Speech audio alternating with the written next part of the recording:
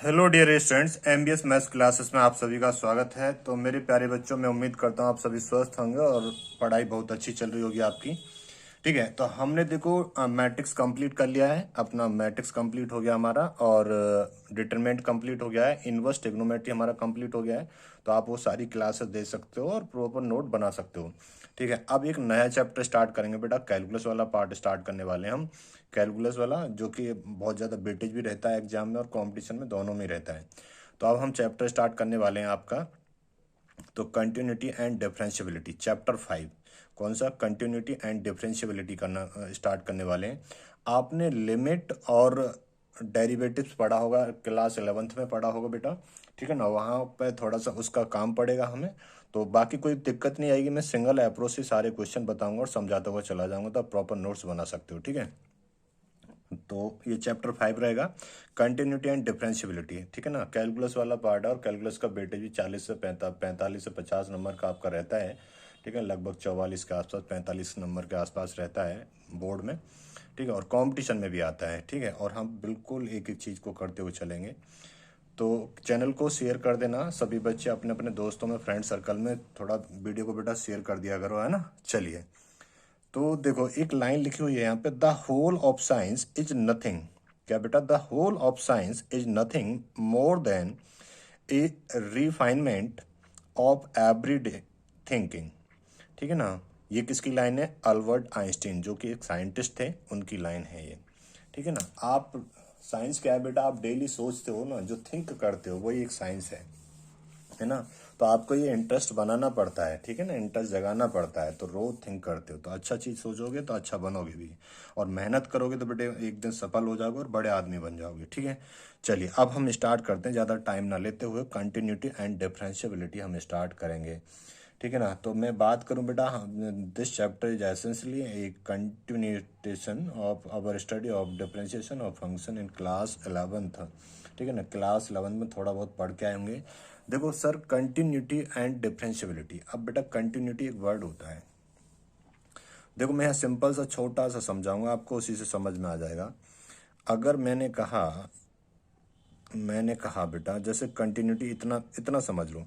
जैसे मैंने यहाँ से लाइन, ये पाथ स्टार्ट करा चलाना, ये पाथ चल रहा है चल रहा है चल रहा है, ये कहीं ब्रेक हुआ है? ये कहीं ब्रेक हुआ है? ना ना हुआ सर। ये कंटिन्यूस पाथ है। कैसा है? कंटिन्यूअस पाथ है। कैसा है बेटा? Continuous path.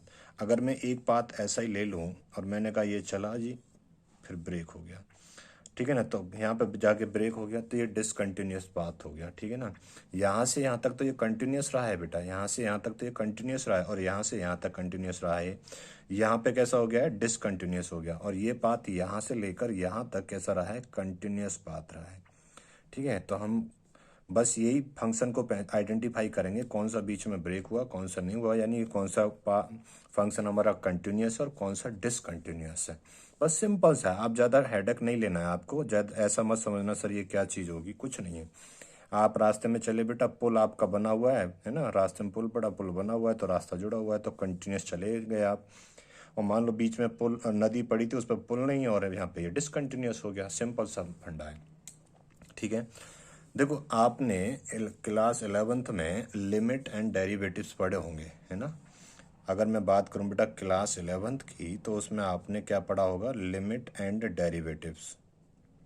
Limit and derivatives. ठीक है ना, ये पढ़े होंगे कि सर हमने पढ़े हैं बट अब ध्यान नहीं। कोई बात नहीं, कोई दिक्कत नहीं आएगी। ठीक है ना, थोड़ा सा मैं उस अप्रोच को लेके चलूँगा जिससे आपको कोई प्रॉब्लम ना आए। ठीक है बेटा, अब यहाँ पे देखो मैं एक फंक्शन देता हूँ कोई, पहले समझेंगे।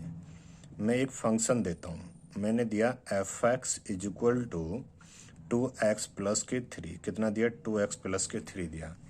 ठीक है ना, और मैंने इसमें लिमिट ले लेता हूँ बेटा मैं, जैसे लिमिट लगाना तो सीखे ना क्लास 11th में। लिमिट ले ली, एक्स टेन टू माइनस की 2/3 ले ली। अब यहाँ पे क्या करेंगे? फंक्शन डिसाइड करते हैं, ऐसे करके लिखते हैं, एक एक स्टेप में समझाऊंगा, ऐसे करके लिखते हैं। हाँ सर, तो यहाँ पे मेरा ये लिमिट है और ये क्या है? X approach x tense two by 3, और फंक्शन क्या है मेरा? 2x प्लस के 3 है। ठीक है सर, अब ये x की वैल्यू यहाँ पे रख देते हैं। जैसे आप इसमें x की वैल्यू रखोगे बच्चे, तो यहाँ पे बेटा x की वैल्यू रखोगे तो ये 2 आएगा और ये माइनस के 2/3 होगा और प्लस के 3 होगा। इसे सॉल्व कर लो।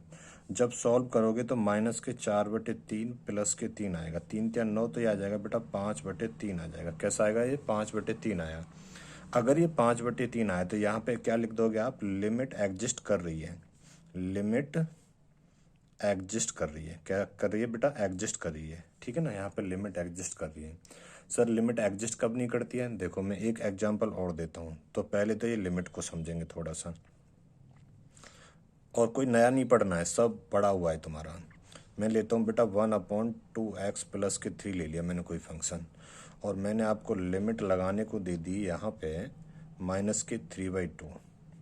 ठीक है ना, और मैंने यहाँ पे कहा फंक्शन डिसाइड करना है। ओके सर, फंक्शन आप डिसाइड करना बोलते हो बार बार, वो क्या है बेटा? जब 2 से ज़्यादा फंक्शन होंगे ना तो वहाँ पे डिसाइड करके ही लगाएंगे कौन सा फंक्शन। अभी तो यहाँ सिंगल है तो लगा दिया है, अभी मैं सिर्फ लिमिट लगाना समझा रहा हूँ आपको। तो आपका लिमिट है x टेंड्स टू माइनस के 3/2 है, और फंक्शन आपका ये रहा 1/2x माइनस के कैसा है? प्लस के 3। ठीक है, अब इसमें x की वैल्यू लगा दो। जब आप इसमें x की वैल्यू लगाओगे बेटा 1/2 माइनस के 3/2 प्लस के 3। अब इसे सॉल्व करो आप, तो 1/, ये कितना आएगा? माइनस के 6 और प्लस के 6, तो ये तो 0 बन जाएगा, ऊपर 2 चला जाएगा बेटा, तो ये तो नीचे 0 बन गया। पूरा क्या बन गया? 0 बन गया। अब मेरे प्यारे बच्चों, आपको पता होगा कि अगर कोई चीज़ समथिंग यानी कि कोई नंबर होगा यहाँ पे और उसे हम 0 से डिवाइड करेंगे तो वो कैसा बन जाता है? अनडिफाइंड बन जाता है। कैसा बन जाता है बेटा? अनडिफाइंड बन जाता है। कोई भी नंबर है, मान लो यहाँ 2/0 है, 2 को 0 से डिवाइड करूँगा तो कैसा होगा? अनडिफाइंड होगा। या यहाँ पे 1 है, 1 को 0 से डिवाइड करूँगा तो कैसा होगा? अनडिफाइंड होगा। तो ये क्या आ गया? 1/0 आ गया। 1/0 का मतलब क्या हो गया? Limit does not exist. ठीक है ना, कैसा हो जाएगा? अनडिफाइंड हो जाएगा हमारा फंक्शन। तो यहाँ पे हम लिख देंगे लिमिट डज नॉट एग्जिस्ट। हम ये लिख देंगे बेटा, लिमिट डज नॉट एग्जिस्ट। अब मुझे लगता है कि ये बात समझ में आ गई होगी, लिमिट का लगाने का फंडा। ठीक है ना, अब चलते हैं बेटा कंटिन्यूटी पे चलते हैं। ठीक है ना, किस पे चलते हैं बच्चों? कंटिन्यूटी पे। परेशान ना होना, अगर 1 2 क्वेश्चन नहीं समझ में आएगा तो उससे ऐसा नहीं है कि पूरा चैप्टर समझ नहीं आ रहा है। ठीक है ना, हम धीरे धीरे रिदम बना देंगे तो सारी चीज़ें आपको समझ में आ जाएंगी, सारी चीज़ें आपको समझ में आएंगी। ठीक है ना, तो कंटिन्यूटी की डेफिनेशन देख लेते हैं, फिर बढ़ेंगे हम आगे को, है ना। तो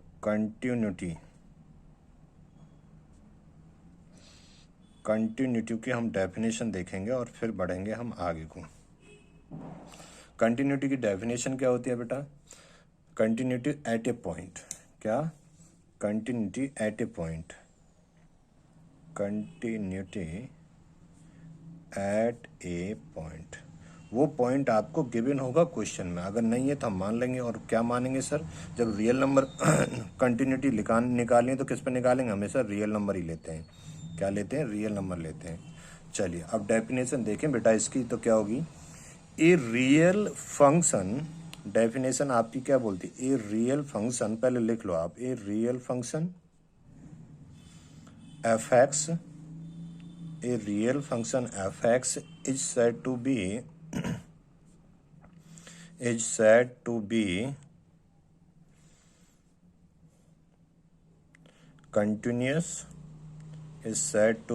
continuous, at a point a of its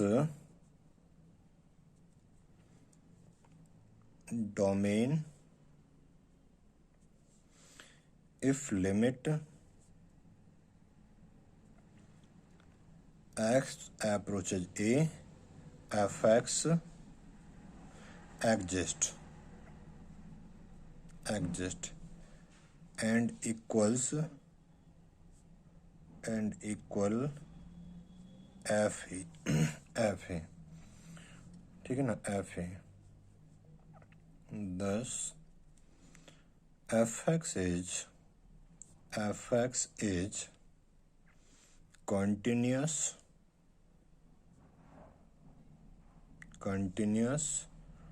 at x equals to a,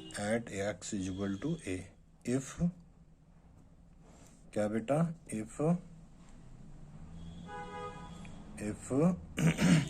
if क्या सर, इफ ये कि लिमिट एक्स अप्रोचेज ए बेटा, ये मैंने ऊपर माइनस का साइन लगाया है ना, ये मैं समझाऊंगा अभी। ऐसे मत बोल देना ए नेगेटिव है ना, ऐसे मत बोलना ए नेगेटिव है। एक्स अप्रोचेज ए, मैंने यहाँ पे माइनस का साइन लगाया, तो मैं इसे अभी थोड़ी देर में आपको समझाऊंगा, ठीक है ना। यहाँ पे ये फंक्शन हो गया हमारा एफ एक्स इक्वल्स टू ये लिमिट या फिर एक्स अप्रोचेज ए पॉजिटिव, ठीक है ना, ए पॉजिटिव। और यहाँ पे फंक्शन हो गया मेरा F X equals to F A. ये तीनों कैसे आने चाहिए बच्चे, बराबर आने चाहिए। अगर ये तीनों कंडीशन बराबर हैं आपकी, क्या बेटा, अगर ये तीनों कंडीशन आपकी बराबर हैं तो आपका जो फंक्शन होगा वो क्या करेगा, एग्जिस्ट करेगा। अगर ये तीनों कंडीशन आपकी बराबर नहीं है तो वो फंक्शन बेटा एग्जिस्ट नहीं करेगा। क्या वो फंक्शन एग्जिस्ट नहीं करेगा, ठीक है ना। धीरे धीरे समझ में आएगा। आप एक एक करके प्रॉपर अपना नोट्स बनाते जाओ और लिखते चले जाओ। मैं सारे क्वेश्चनों में सिंगल अप्रोच लेने वाला हूँ, क्या बेटा, सारे क्वेश्चनों में मैं सिंगल अप्रोच लेने वाला हूँ, ठीक है ना, सिंगल अप्रोच लेने वाला हूँ। ये बात क्लियर होगी। अब आएंगे बेटा हम सीधा एक्सरसाइज पे। तो यहाँ से इससे डरना नहीं है आपको कि सर ये नेगेटिव क्या लिख दिया है, ठीक है ना, नेगेटिव है, मैं समझाऊँ या यहीं समझा दूँ आपको नेगेटिव को, कि सर यहीं समझा दो और अच्छा हो जाएगा। चलो बेटा यहीं समझा देता हूँ, नहीं आप परेशान हो जाओगे। देखो एक नंबर लाइन होगी बेटा, ये है ना, आप जानते हो ये 0 हो गया।